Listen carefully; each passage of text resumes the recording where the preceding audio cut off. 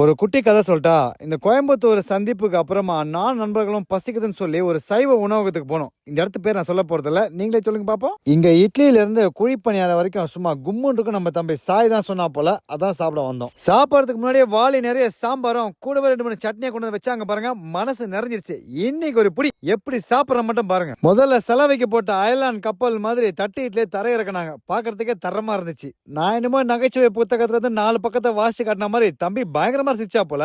என்ன சொல்லிருப்பேன், தட்டு இட்லி நல்லா இருக்குன்னு சொல்லி கூட்டு வந்த தம்பி நல்லா இல்லன்னு சொல்லுவா போலியா. சாப்பிட்டு நல்லா தான் இருக்குன்னாப்புல. படை வீரர்கள் இல்லாம ராஜா இருக்க முடியுமா? அதே மாதிரி சட்னி சாம்பார்லாம் இல்லாம இட்லி இருக்க முடியுமா?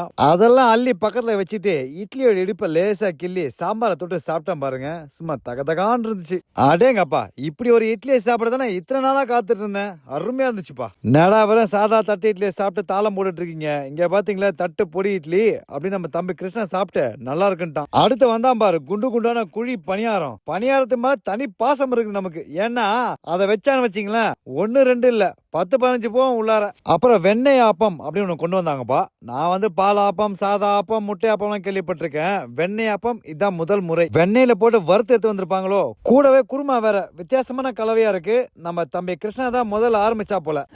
நல்லா இருக்கா நல்லா இல்லையா கண்டே பிடிக்க முடியல. நம்ம சாய் எது சாப்பிட்டா நல்லா இருக்குன்னு சொல்லித்தான் ஆகணும். ஏன்னா அவ்வளவுதான் அந்த கடை கூட்டு வந்தாரு. இந்த வெண்ணெய் ஆப்பம் ஆழ்ந்த வறுவல் போல இருக்குது. அதாவது டீப் ஃப்ரை. சரி சாப்பிட்டு பாப்போம் அப்படின்னு குருமால குளிப்பாட்டி சாப்பிட்டா பாருங்க. அற்புதமா தான் இருந்தது.